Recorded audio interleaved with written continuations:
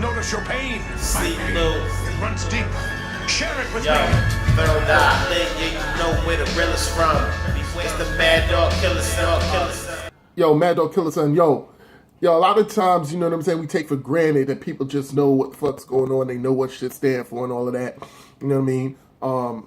Me being a little older, you know, I lived through some things, and then there's a lot of younger cats that don't know, like, take Smack, for instance. Everybody thinks Smack URL, you know, that's what Smack, you know what I'm saying, just named itself, but Smack was an acronym, you know what I'm saying, and if you was around during the DVD era, where he had like a front and back kind of look to it. The front would like feature, you know what I'm saying, like a big name artist, and then on the back it'll have like, you know, like not so well named underground shit. Anyway, I know I have it upside down, back and forth. That's how they did shit. It wasn't as professional as a regular DVD. See, it's like upside down. You flip it around. Anyway, but Smack actually stood for something. So I don't know if y'all can see it, but it says streets. It says streets, music, art, culture, you know what I'm saying, knowledge. That's what SMAC really stands for. And it was on the back of the DVDs, you know, they would have the list of some of the topics, and then you'd have a little battle at the end. It was actually kind of dope, and I'm telling you, people used to fiend for the new SMAC DVD. You know what I'm saying? Pardon me. Anyway, people would fiend for that new SMAC DVD when it came out, you know what I'm saying? Thankfully, I had a couple of spots, you know, that would hold me down. Like, you know, people would sell out the first day they get it. They sell out on the Smack DVD first day. That's how he was moving and shit. But I had a couple people that would hold me down. So whether I showed up the first day it dropped or a week later, they would hold me a copy. You know what I'm saying? Anyway, that was just a little history thing.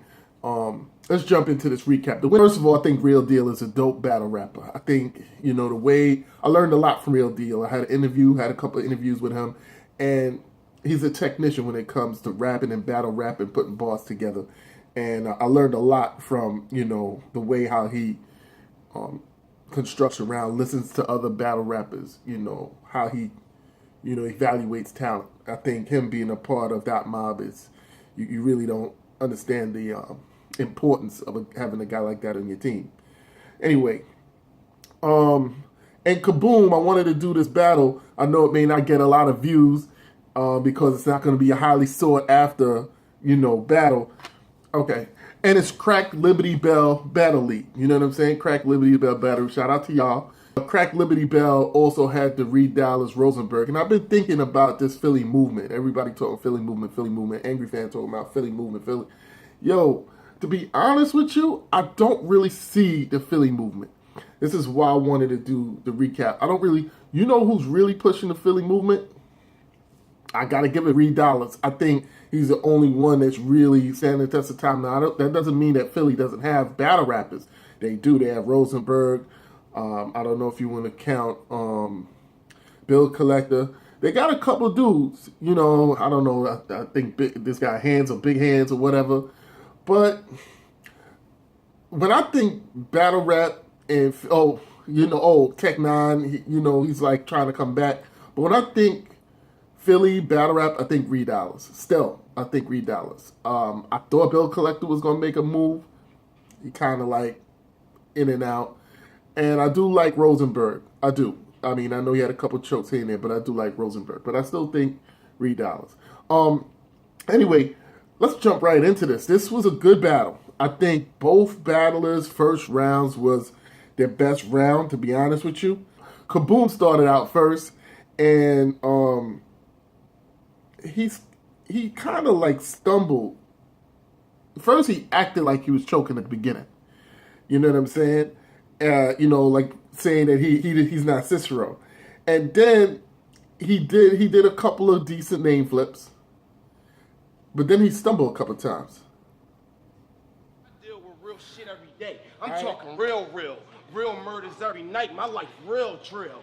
You battle rappers all yak like ill still when I got an ill skill when I real still. When I shower dudes, no power tools, the 9mm drill. So everything in your grill. But he had a decent first round. It was decent. There wasn't a lot of crowd reaction. I don't know if the crowd was numb, if there was the first act or whatever, but it wasn't a lot of crowd reaction. He had some decent first round.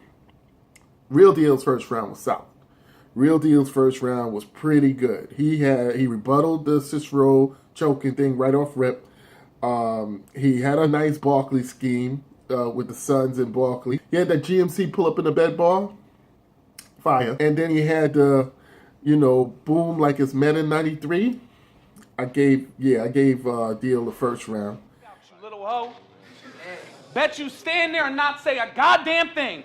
Like Cicero. I wasn't there. Yeah. I've been talking to your bitch, and every time she's addressing me in a convo, I'm either daddy or papa, like a Sean Combs or a Shango.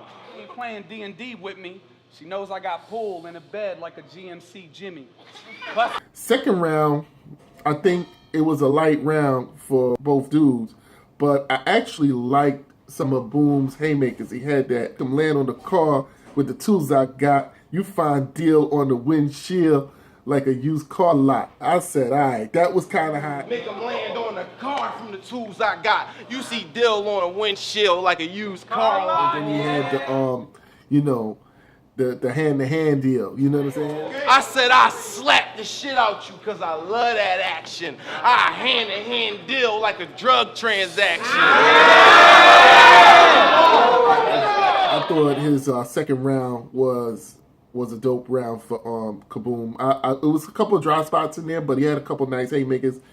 And I'll be honest with you, Real Deal second round seemed a little short. He had a nice T.I.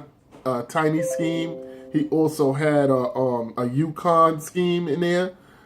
I like to play on words, but I gave Boom the second round. I gave KaBoom the second round.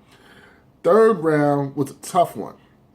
Third one was a tough one because I wasn't crazy about either one of their thirds, but to me, KaBoom came off on the third with a fuck you scheme. Everything was fuck you.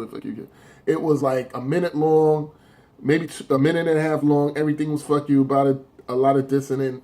I remember Jay Mills doing that against Ines on Making It a Band. And I don't know.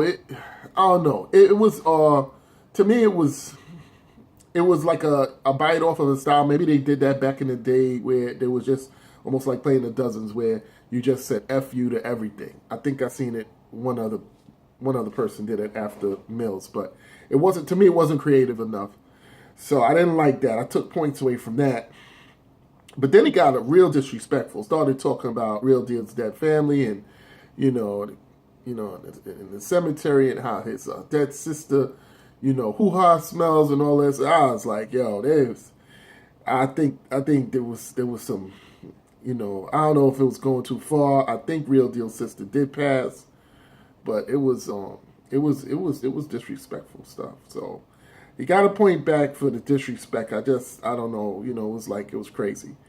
Then he started talking about putting Real Deal in a wheelchair and then having him, feeding him his colostomy bag and telling him it's chocolate milk and all of this shit. It was all right. It was kind of funny. But then at the end, he ended his round off of that bar and somebody said, talk that shit. It kind of like really was talking that shit. Anyway, Real Deal's third was better, but it wasn't like spectacular. It was just okay. He had a couple of, he had a couple of bars that stood out, put it on the gram and the Blue Book bar. But I just thought that his third was just, it was good enough to win against KaBoom's third. It wasn't nothing spectacular. So I gave it 2-1 Real Deal. I like both of their first. I like Boom's second. You know what I'm saying? KaBoom's second. And I think the reason why I named this hype or not, I think this is the battle where people were saying that KaBoom went crazy and KaBoom's performance was out of this world and all. And I'm like, I hope this ain't the battle. If y'all know, let me know if this is the battle that people was talking about when KaBoom left the planet or, did something spectacular against Real Deal or said that he beat Real Deal. I'm not sure. But when I looked at it, I gave it a Real Deal 2-1. And I didn't see nobody leave the planet. This was all right. I seen better Real Deals too. He killed Snow. He just murdered Snow. But I mean, this was all right as far as I'm concerned. But still a good battle, still good enough to watch. You know what I'm saying? Where the rap is at, we underground in the knapsack. So what that mean? These niggas team backpack. So back, for living legends, split your lower half. Don't get your ass cracked, scrap. Tryna live up to that gas, let that shit go. For niggas catch you slipping with the pump up at the sit-go. That's how it go with this pencil. I be fucking up your mental. My credentials, presidential verses. Matter of fact, this ain't a first, bitch, it's a thing like it's gang season. You don't wanna cross savings with Darth Vader. My short temper leaves families and funerals with long faces. Call your wife, she knows what the back of the car was like. When I start her up, she just blows to exhaust the pipe. Now I know why you're mad with it when her vans put it